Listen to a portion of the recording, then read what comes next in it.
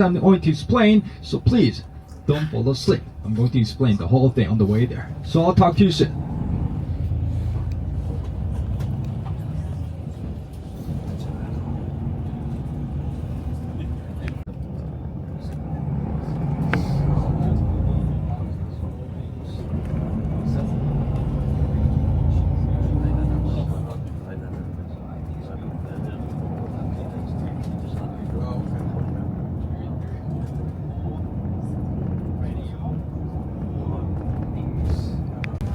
안녕하세요. Yeah, that's how we say hello in Korean.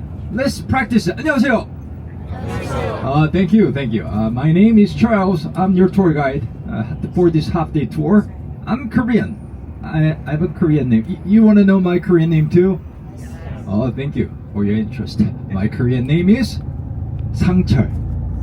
상철. Yeah, so please call me 상철 or Charles. Yeah, even my mom calls me Charles. I have no issue with it, so please call me Sangchul or Charles.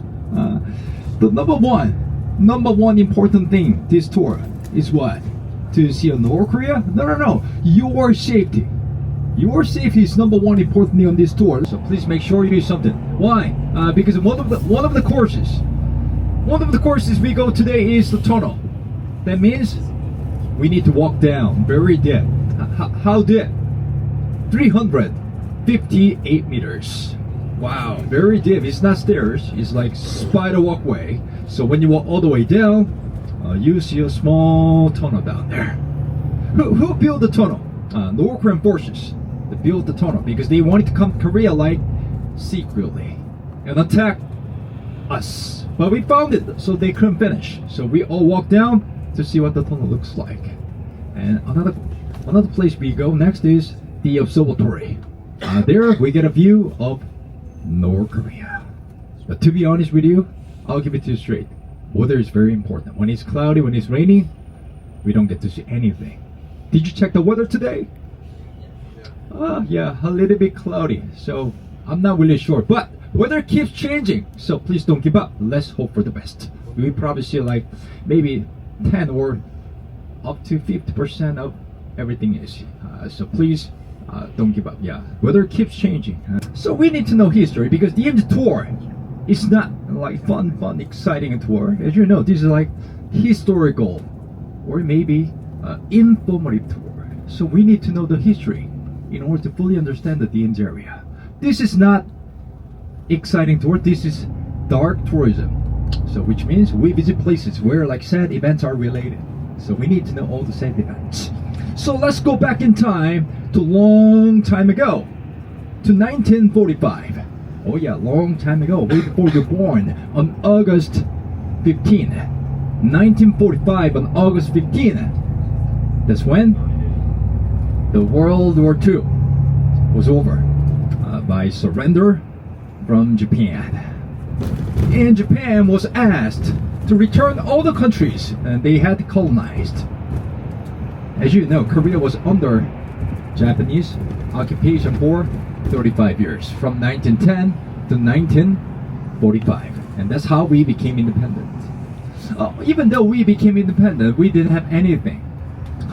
And as soon as Japan surrendered, the Soviet armies rushed down to take the whole country because their plan was to make all of Korea a communist nation. So they were moving really fast.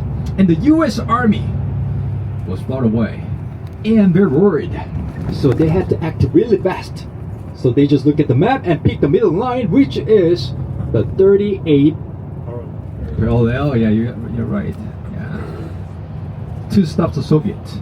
So the US told them, stop right there. Fortunately, the Soviets stopped at the line. That tiny line saved South Korea. If they didn't, we all now be in a communist nation and my life would have been very different. And the Soviet in America, they decided to govern our country for 5 years. Because at the time, although we became independent, we didn't have anything. No government, no military, nothing. So the victorious countries which won the World War II thought that we didn't have power. to rule our country on our own. So they decided to govern our country for 5 years. And then they promised us, we're going to support you like North and South Korea to become one country again. Yeah. But didn't happen.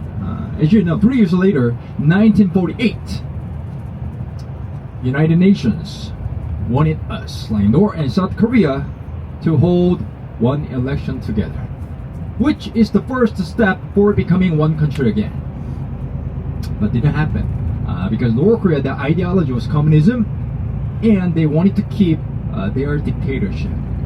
So they didn't allow the United Nations to come to the country for the first election.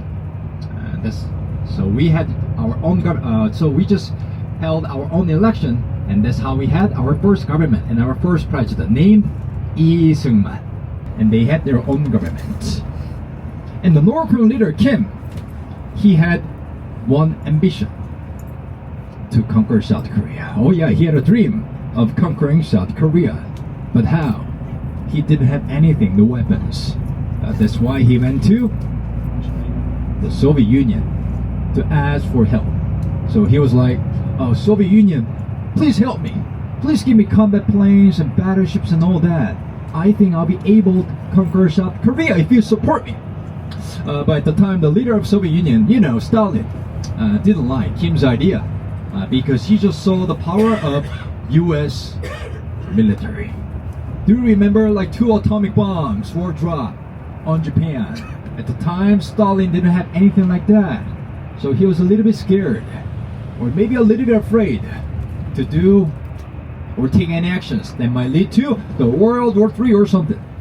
So he was like, oh, Kim, I'm sorry, I don't like your plan. So Kim, he got rejected and came back to North Korea and waited for the right moment. And a bit later, oh yeah, some happened. A bit later, some happened. And that event literally changed everything. At the time, US, America, they announced something really big. It's called Atchison Declaration, which included the Atchison Line. So basically, the line was saying, we, America, will protect all the countries within the line in order to protect democracy. But that Atchison Line was only focused on Europe, Middle East Asia, and just Japan in East Asia side. Then where was Korea? Unfortunately, Korea was outside of the Atchison Line. America did to throw the line, and they said, we're going to protect all the countries within this pinky line in order to protect democracy. But East Asia side, it only included Japan. Unfortunately, Korea, the black colored country, was outside of the Atchison Line. So after the line, North Korean leader Kim, he was really happy. He thought, oh, I thought South Korea was really important country for them. But it's not. Because if Korea was that important, it must definitely been inside the pinky line. But it's outside of the line. That means Korea is not important country for them for sure. So even if I attack South Korea, they wouldn't help him. That's how we thought. So he went to the Soviet Union again. How many times he visited this time? 50 times. So yeah, he was really persistent. And this time, it worked. It worked. Because Stalin, he also saw the line too. He was like, oh, Kim, I saw the line. So even if you attack South Korea, there's no chance that America will join the war. Okay, I give the support you wanted. That's why they give all the combat planes, battleships, guns, cannons, and everything. And a bit later, one more country agreed to support too. It was, you're right, China. And there was one condition. They're like, we'll help you out too, only if America joined the war. So with all the promises made by the same communism countries, on June 25th, 1950, North Korean forces attacked South Korea. So you just heard that. North Korea, they got huge support from the Soviet Union before the war broke out. So the gap between North and South Korea was really huge. I mean, in terms of like military forces. Hiroshima, he got upset. And he decided to label North Korea as invader and asked all United Nations to help South Korea. And that's how we got a huge support from the United Nations. Oh yeah. But there was one issue we had. It was taking so much time. They have to go through a lot of meetings. They have to organize the troops. It was taking more than 3 months. So long time. So with a sense of urgency, Harry Truman, he made another urgent decision. He decided to dispatch U.S. forces staying in right here in Japan. Why? Because as you know, Japan is really close by. But the number of U.S. forces stationed there was not really many. So their mission was to delay their pace until we get the huge support from the United Nations. I will show you one map. This is what happened 3 months after the war, before we get their huge support. You see two colors on the map. One is red color, the other one is green color. Red color, North Korea. Green color, South Korea. This is 3 months after the war. Oh yeah. People in the back, you see the green area here? Oh, this is us. And this is Busan is located. Have you been there, Busan? Yeah, other than Busan area, all the parts were occupied by the North Korean forces. Yeah, you can tell we're almost over. We're almost over. But not over yet. 21 United Nations were on their way with one commander-in-chief. His name is really famous. His name is Douglas MacArthur, the first UN commander. Yeah. And then he came up with a really famous operation. It's called Chromite. Chromite. It's really famous. It's like Normandy operation like that. And we, in Korean, we call it, I'm pretty sure you definitely know some of the words. We call it 인천 상륙 작전. Hello? Anyone here? Yeah, 인천 상륙 작전. Which airport did you use when you got in here? Incheon, right? Incheon 상륙 작전. Incheon is where the airport is located. So let me explain the Operation Chromite. Let me use the map again. So Incheon is right here. So Operation Chromite is like this. Why don't we attack from the side, from Incheon area, and block the wrist here? Not from the bottom, Busan, and go up. Because if we block the wrist here, all the North Korean soldiers down here, they have no idea how to get their food, bullet, anything from the North Korea side. We call the area the DMZ zone, which stands for Demilitarized Zone, but actually it's one of the most militarized zone because of tons of landmines underground. And we are going there today. Why? Because two of the courses today, the tunnel and the observatory, way deep inside the DMZ zone. So when you go there, you get to see lots of landmine size. Yeah. Thank you for listening. I hope I gave you good understanding of how and why DMZ area was established. So we're almost getting to our first destination, Imjingak Park, to get ticket. The province has so many cities. We're going to one of those cities named Paju City. And Paju has 3 specialties: rice, ginseng, beans. I'm pretty sure you know rice and beans. Well, you know what ginseng is? Oh, many people yes. For those who have no idea what I'm talking about, ginseng is a root. So you probably have this experience as time goes by. You get tired quickly, you get sick easily, and your stamina, your strength is not the same as it used to be.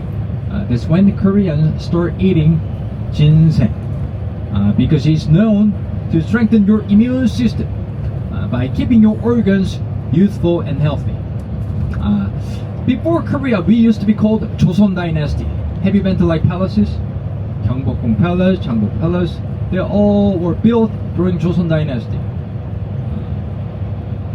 Joseon Dynasty is like here. Empire is like here.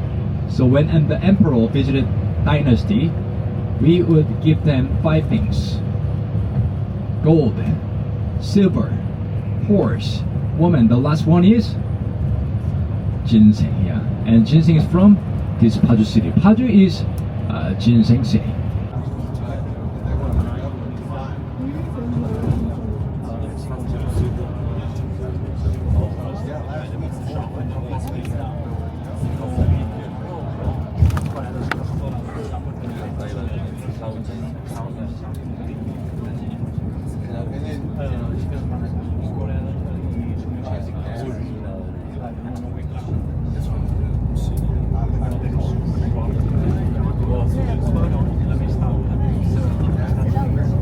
border 4 kilometers is called the DMZ. It's color green. You see the green here on the map? Not map, picture, yeah. And then right under the green area, 5 kilometers to south, is called the civilian control zone, which means our military starts controlling people coming and going. I'll show you a different map, but the same thing. You see the green area here? Right under, you see the red. The red area is 5 kilometers of the civilian control zone, which means our military start checking people coming in, coming out. So this is where like, please stop, please show me ID. Okay, you can go like that. The part is right before, this part is right before the red area, civilian control zone.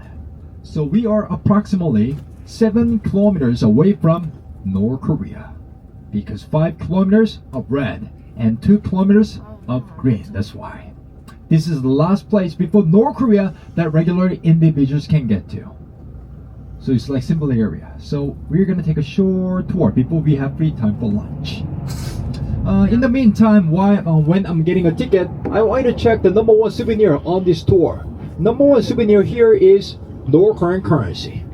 Because it's only available on this tour. If you leave the DMZ area, you never find it officially. That's why so many people don't want to miss the chance. So, do you have a book in front of you? Oh yeah, you have a book.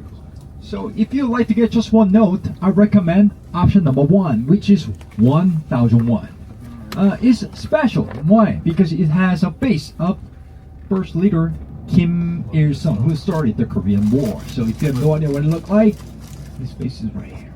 So it features 3 most important things, important figures in North Korean history. Number 1, Kim Il-sung. 2, Kim Jong-il. 3, Kim Jong-suk. Kim Jong-suk sounds like woman's name, right? Yeah, you can tell. Who is this lady? She is Kim Il-sung's wife. So that's why they have 3 faces on their memorable stamps.